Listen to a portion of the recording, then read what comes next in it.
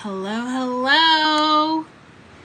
I am not sure how I feel about these fairy lights, but hello, welcome. I am Carrie Platinum Pizzy Anthony, the queen of BBW. We're going to be retiring that real soon, but that's not why we're here. We are here to talk about gaming consoles. So I've been teetering with the whole gaming thing for quite some time. However, due to having I was very consumed with a lot of projects for a long time. I really didn't have the extra time or freedom to devote to gaming. Gaming's not something that you can just randomly pick up and do. It's a very expensive hobby, and I didn't just want to spend thousands of dollars without doing my research and just kind of knowing 100% that's what I wanted to do. And then I've also been teetering with PC gaming versus console gaming, but I do want to get the Oculus and join the world of Meta. And with that, I'm going to need a gaming console. So we are debating, do we get the Xbox One or the PS5? And I've asked this question a few times over the course of the last couple of years, and I've gotten mixed answers, and it's pretty even. The same amount of people that love PS5 or the same amount of people that love Xbox One. So I'm coming to you, YouTube, asking for your input. And I hope you guys can hear me this time, because the last time I went live, there was no audio for whatever reason. So here I am, reaching out, asking, inquiring, and wanting to know, which gaming console do you think is the best? Inquiring minds want to know. Also, what games are you playing? What are you doing in Meta World? For me, the Oculus is important because I want to get more physically active from home. I do love going to a gym. I do enjoy networking and socializing with other people in a gym setting, but it's not ideal, especially when you work from home. So having to get in your car, make sure you have everything, pack everything up, go to the gym, bring everything inside the gym, and just all of the things that go with the whole gym scenario. I would like to be able to just do it from home. Just pick up the Oculus. And there's also some other things that I want to explore in the Meta world. Like, I'm just really intrigued and interested. And now that I have cleared my plate of so many things and my projects are a lot more under control these days, let's just put it that way, I would like to explore live gaming. I also am looking at which platform to use for going live. Some people are saying that Twitch is no longer the space, and to go to, I think it's called Kick. What do you think? What is your input on the topic? I do have my back, like, I haven't finished it yet. It's a work in progress. The lights are awesome. I do like the way that the lights look. I'm not really feeling the fairy lights. It's not really, I don't know. Maybe it's the wrong color. I don't know. What do you think about the lights? Let me know down in the comments. Keep the fairy lights or get rid of them. Also, they're not positioned evenly with the lights, but whatever. That's not important. Also, like, what are some must-haves as a gamer? There's a Elgato, what is it called? The, like, I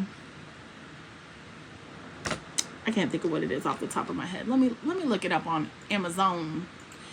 I actually have a private wish list that I need to make public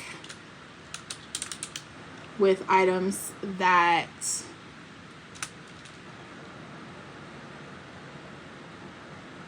are not necessary, but would enhance my gaming experience. And it's, wait a minute, maybe it's the Stream. Oh, it's the Stream Deck. Okay, so I'm looking at my wish list, and it is the Elgato Stream Deck that I was talking about. I already have the mic, I have the cam, all of that stuff I've already initiated. I also have a Switch Lite. It's not the regular Switch, it's the Switch Lite. But I do wonder, am I able to even stream from that?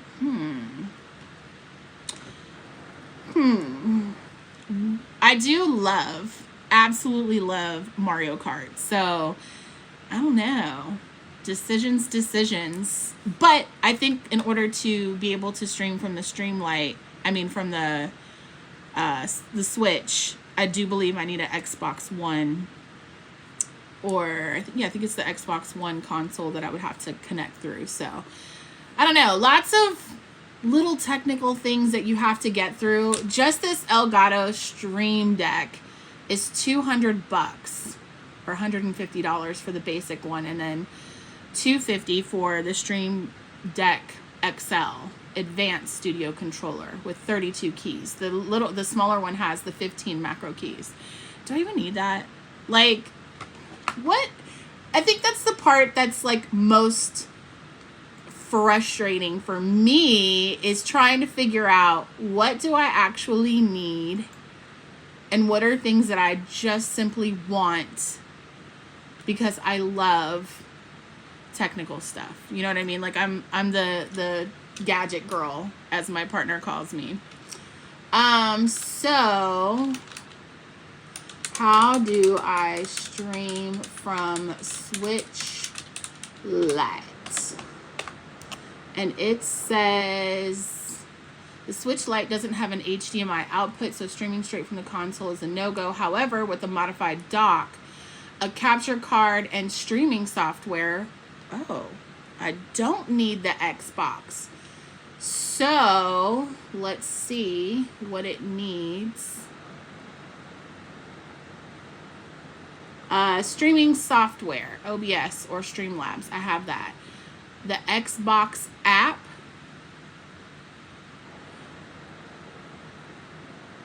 Okay, so it's saying you can do it with the Xbox One, or you can use capture card software.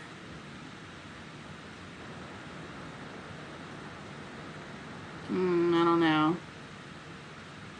Maybe I should just turn in my Switch Lite and get a regular Switch. Can you just go on Twitch with a regular Switch directly without all this extra shit? Because it seems to me like the money that I would invest in getting the Xbox One and all that other stuff, I could just get the regular Switch. But I don't know. Lots of research to do. So much to learn. If you are a gamer, leave that information down in the comments. Like, help me make some very important decisions before I go and spend thousands of dollars essentially on this whole gaming venture. I mean, it does interest me, and it interests me a lot more now, considering the, I don't want to say extra time that I have on my hands, but I guess, you know, I do have a little bit more time on my hands. It seems weird to say. It seems extremely weird to say, but I'm happy. I'm really, really happy. I've been doing a lot of internal work and, you know, really working through a lot of, we're just going to say I'm doing the internal work. That's all we're going to say. And I'm in a really good space.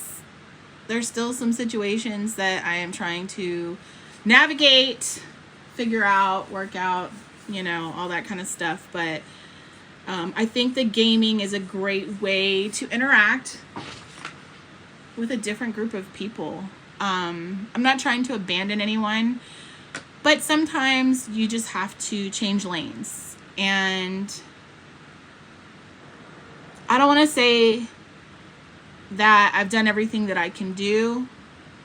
I am going to say that I want to do something different. And it's not to say that I'm leaving the industry or that I'm abandoning the adult industry, what I'm doing is just expanding my horizons and finding some other things that I have personal interest in to help me balance the work-life situation. Because one thing I will say, throughout the years, I have definitely consumed myself and put 150% into the adult stuff, and really haven't nurtured my own hobbies and desires, because I was like, oh, I need to make money. Everything was financially focused and really directed at trying to build my success. But I neglected the things that I really enjoy doing. Like, one of the things on my bucket list this year is going to a Raiders game in Las Vegas. I want to do the gaming, maybe once a week, twice a week, who knows? Maybe it can become more consistent than that. But for right now, I want to set a very easily attainable goal with the gaming system, or with the online gaming. Also, some other things that I haven't done is, like, I love to do artwork. I draw, and I love painting, and I haven't really been doing that either. So I said all that to say that sometimes you have to find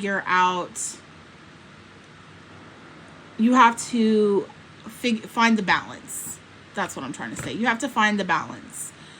And it's not easy, especially when you're extremely ambitious and refuse, like, you just don't want to ever give up. And sometimes it's not that you're giving up, it's that you're putting something down for a little while until you decide that either that's not something that you want to do anymore, or you come back with a refreshed vision, a refreshed attitude, refreshed creativity.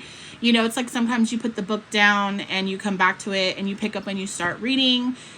And it's like, for me, I don't know if you guys have ever experienced this, but have you ever been in a situation where there are certain TV shows that you don't watch during certain periods of your life? Like, let's say, for instance, you're depressed. There are certain shows I just do not watch when I'm depressed. And there are other shows that I get extremely obsessed with. Like, when I'm really in a dark space, I tend to be knee deep in paranormal investigation. At least I used to be. Now, after a lot of people have been exposed for their lack of authenticity, it doesn't intrigue me anymore. I've just lost my luster when it comes to the paranormal activity stuff. But that's something I usually watch when I am in a dark space. When I am in a really good space, I like to watch true crime, documentaries, and that kind of stuff. So I'm going to go and check to see if you guys can even hear me. I will be back.